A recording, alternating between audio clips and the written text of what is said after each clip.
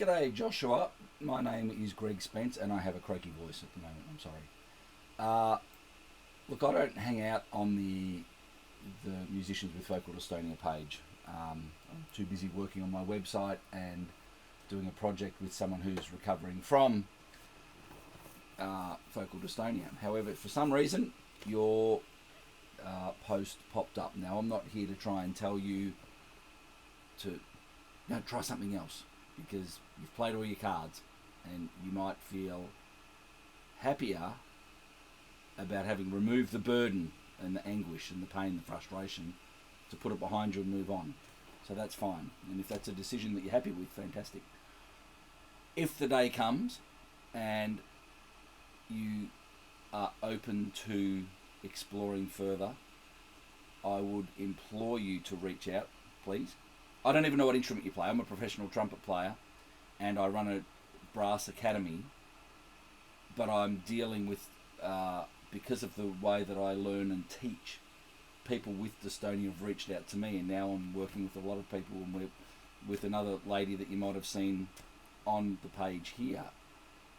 We're doing a project. We've been filming her for the last 3.5 years. She's a trumpet player, massive, very embedded dystonia, and we've approached it from every single angle, and it's the way that I've always learnt, the way that I always teach, and I guarantee you have not seen what we do. And when you understand the power of conscious messaging to the subconscious brain. Now, I've got a little bloke here I call Brian the Brain, and that might sound ridiculous. I'm not a kook. It's just a means of stepping out of yourself and going, and this is what I use with all my, I've got almost 200 subscribers at my Windworks Academy, right? So this is a learning strategy, and it's all about stepping outside of the issue, where if you're a guitarist or a piano player, trumpet player, whatever, mouth dystonia, it doesn't matter what the issue is. It's a deep form of relearning. It's a habit, what are we calling, exchanging sort of habits from the new habit that we want. We know how it works, we know what it feels like, and we embed that. We replace it, replace the error that you're making. You're replacing the bad habit that the subconscious brain has developed for whatever reason, trauma, pressure, perfectionism, whatever caused you to get this condition. And trust me, I know how debilitating, how embarrassing, how demoralizing the condition is. I get it, right? So once you understand that the brain's confused and it's triggering these unnecessary activations, no matter where they are, and there may even, I'm not sure what helped you. You said you've turned all the cards over, so you've probably spoken to a lot of people. I'd be curious to know what you've tried and how deep you've looked, what's happening in the system, because at the end of the day, Brian the Brain, he's confused, right? And he needs to be set straight, and he needs to be set straight in a particular learning pattern, which involves sensation development and messaging to overcome obstructions. That's what I do. It's messaging connected to a feeling. The feeling is a drill that you might do of something that you can do confidently. Your confidence has been obliterated, right? And you're defeated. I can tell by that post. I get it. However, if we start to look at it as he's not your enemy, he's trying to protect you, and your body's not broken, he's confused. And thankfully, the conscious brain, that one that's defeated at the moment, if we turn the conscious brain around, which we can do quite easily, then we start the process of reprogramming this guy, and you detect the errors the minute that you start thinking about it, the minute you have a pang of anxiety. We have to replace doubt, fear, with belief and confidence. And that, at the moment, might sound almost unattainable. However, it's not. When you understand the issue and you have confidence in your ability to be able to replace the bad habit with a new habit, then it's a growing process of developing your playing again. It sucks. It sucks. I talk about it. Someone's house burns down. Yep. It's awful. But eventually you go, well, I better build a new house. And in fact, we can make this new house bigger and better than anything I've ever had before. And so you hire the construction guy, the builder, and say, can you build me a new house? And the builder goes, yep, and he gets to work. What happens is, quite often that builder trying to construct something new keeps getting phone calls from the guy whose house burnt down saying, my house burnt down. It's what's been taken away. It's the pain of what's been taken away. But what that's doing, that negative chemical reaction, is actually interfering with the brain changing learning process, right? So once you understand, I get it, it's happened, sucks, but there is a new construction able to be built. And you do it by consciously overriding or reprogramming this guy. He wants to help you. He just needs to know what to do. And when the error happens, you just turn around and go, that's not what I want this. And then, for example, if someone's got a mouthpiece rim and they can hold it out here, no problem. Elbow, rotator cuff. And then all of a sudden it starts coming towards the mouth and it breaches the force field, and all of a sudden head pulls back, things happen, or the abdominals start to kick in, we shake, we choke, whatever the case may be. There's a million symptoms. Physically, none of those need to happen. None of them need to happen. So it's a matter of what's happening, where's it happening. I understand it doesn't have to happen. Look, I can do this all day long. But as soon as I go to put the rim on my mouth, everything reacts. It's horrible. But as soon as we accept the fact that the house is burnt down and go, rightio, let's build the new house, and we don't interrupt the learning process with emotion, we're the emotional part is the toughest part, because the acceptance of it, when we have that sadness and everything, it's releasing chemicals that are not conducive to the learning process. We want observation, clarity, calm, conscious confidence in the process that we are doing, and then you find out where the unease begins. We call it the shadow. You might have experienced it. You're about to go into the practice room and you get a sense of dread, a sense of threat. It's a premonition of failure. Now we switch that on its head. This amygdala stuff, right? It's held on to trauma.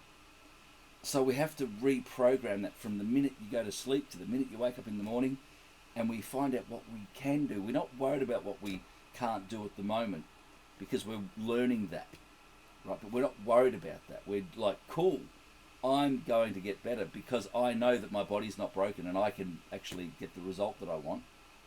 And so all of a sudden, using a degree of rational thinking, the reality is my arm can work. Now, sometimes spatial awareness can get in the way. There's a loss of information between, I don't know where my face is. There are strategies for this. You look in the mirror, you close your eyes, see these guys here? These are the most powerful tools for learning how to remap the sensations that you've lost. It's all, and I can't say there's not other nerve damage or anything like that. I haven't met you, but all things being equal, as far as my experiences with helping people recover from dystonia, is you don't have a pinched nerve or you don't have any physiological thing in the way of letting the body do following the new instructions that we send neurologically. So all of a sudden we turn that anxiety, that premonition of failure, we turn that to what I can do.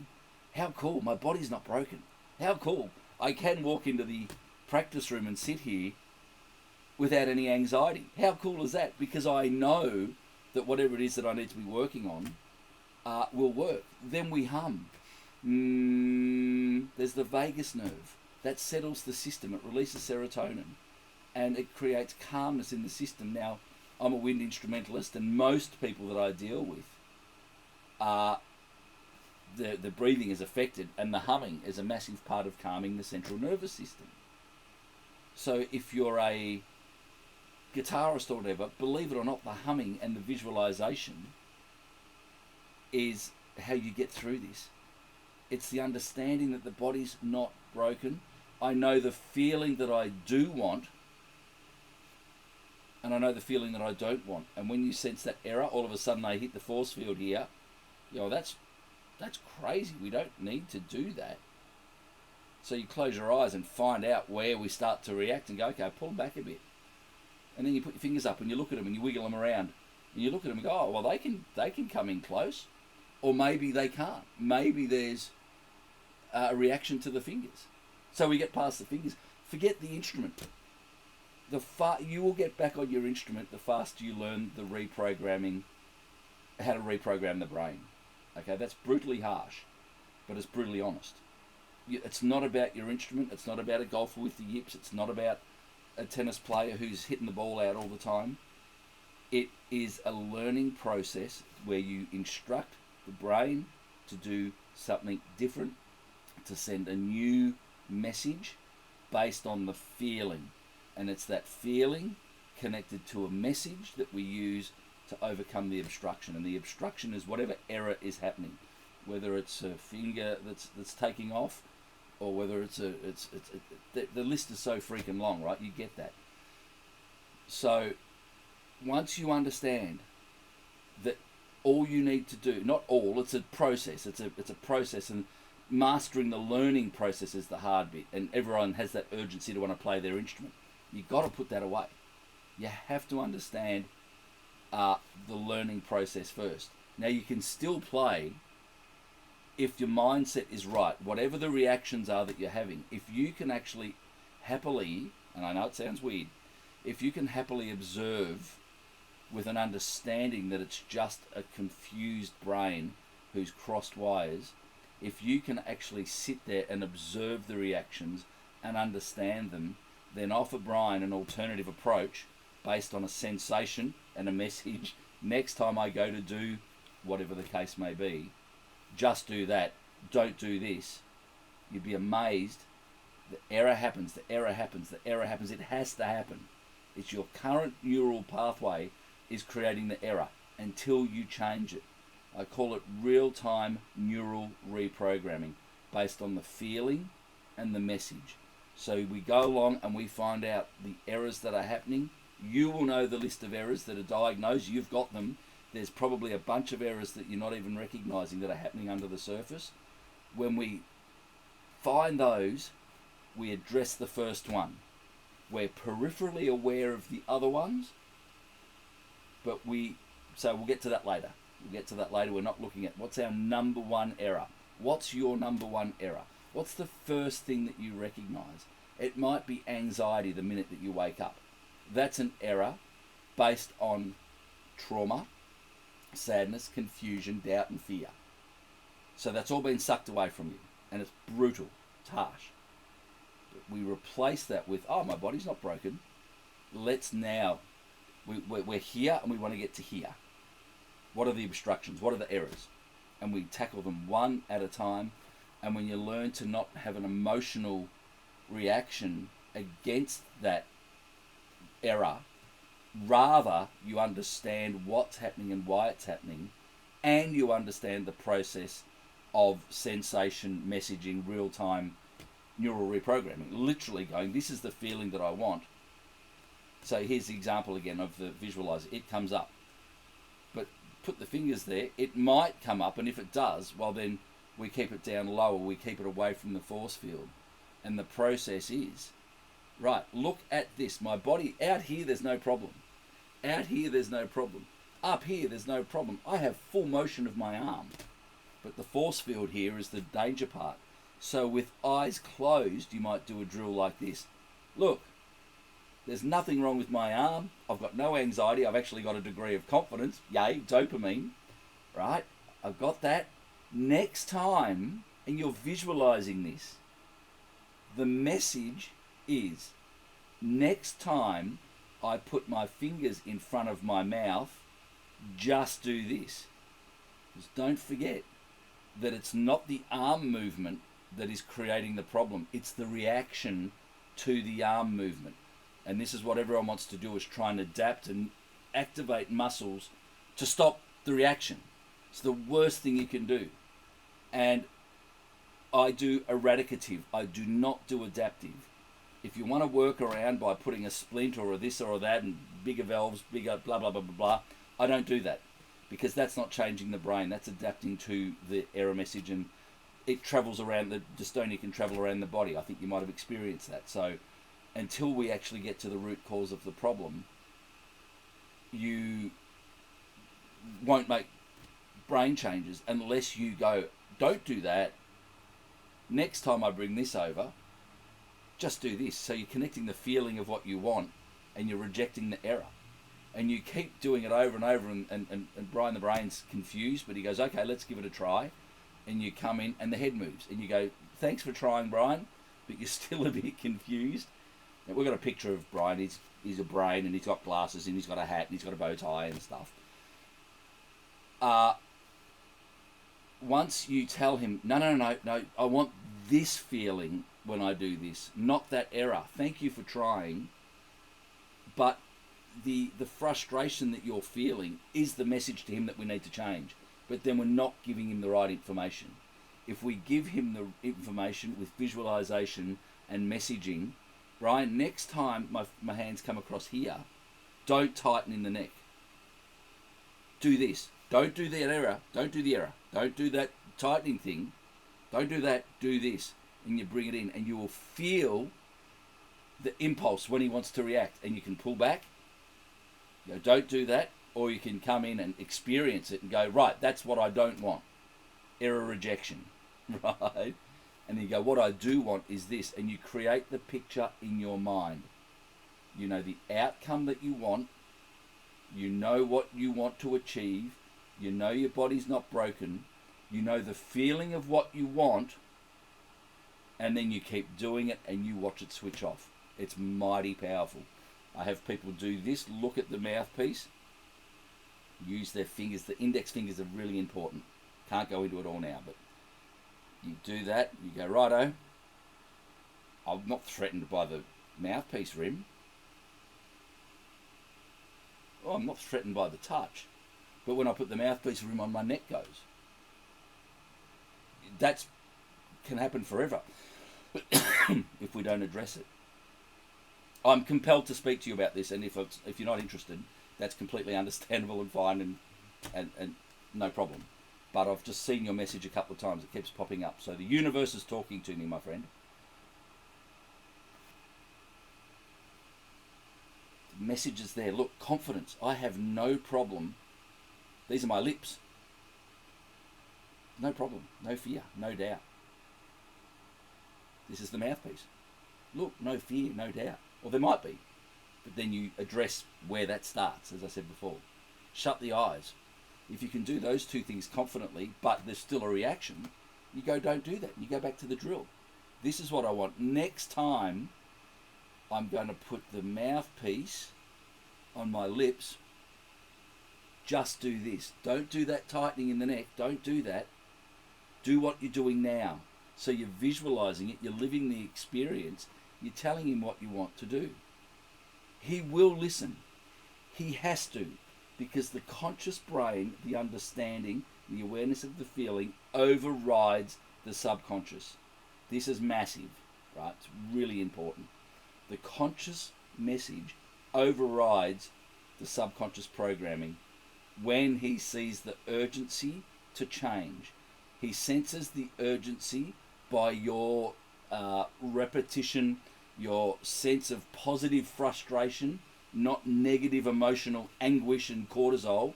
It's frustration, it's epinephrine and acetylcholine develop. There's something wrong, there's something wrong, there's something wrong, there's something wrong.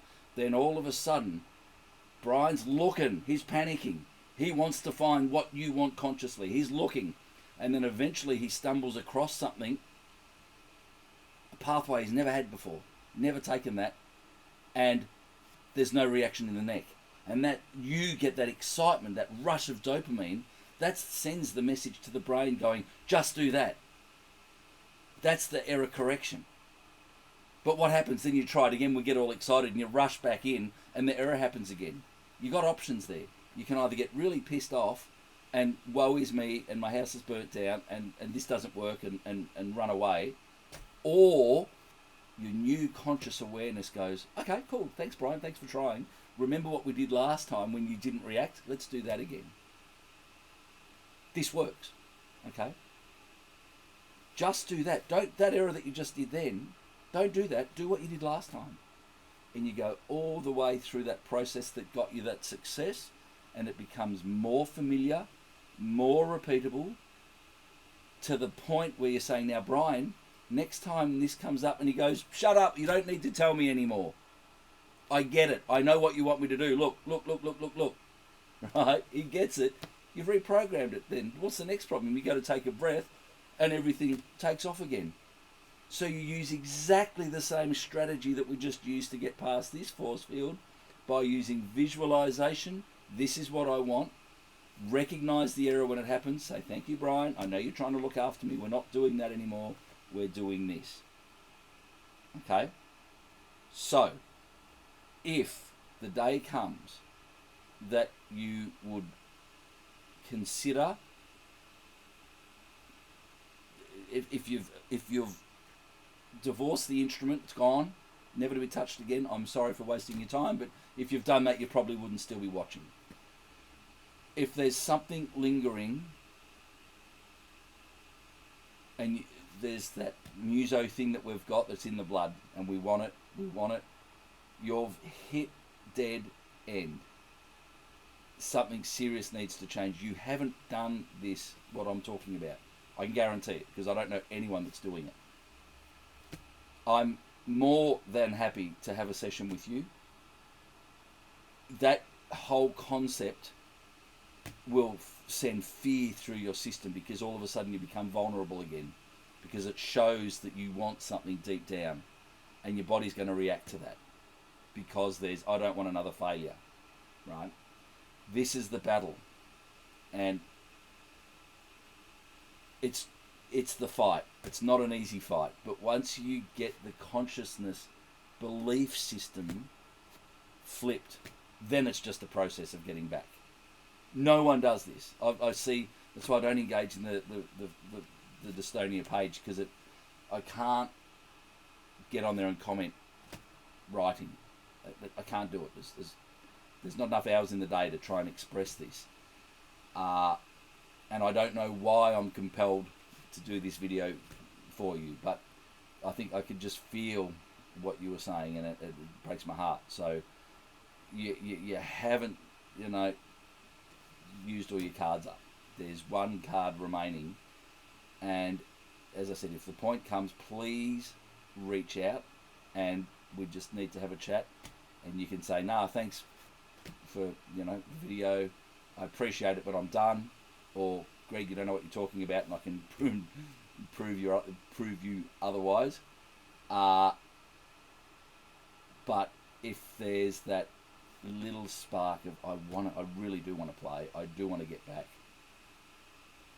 then let's talk. And I don't want any money for it. I will give you a session to give you some things to work on that might help, and it's logical and it's achievable. It just takes repetition, awareness, messaging, focus, repetition. You will get through it. I don't know what instrument you play. I'm not psychic. I'd love to know. And anyway, so good luck. I understand if you're walking away from the instrument, and I'm very sad that it's got to that. And if you're happy with the decision, wonderful. All the best with everything you're going to do. But if you want some help and you get to that point where you need some help, please do not hesitate to email me, greg@mysterytomastery.com, and I will sit down and talk to you. I learn, and if you come back and I can have something in some way helped you do that, I learn from your experience. Okay, so let's just have a chat, and if not, all the best. Take it easy.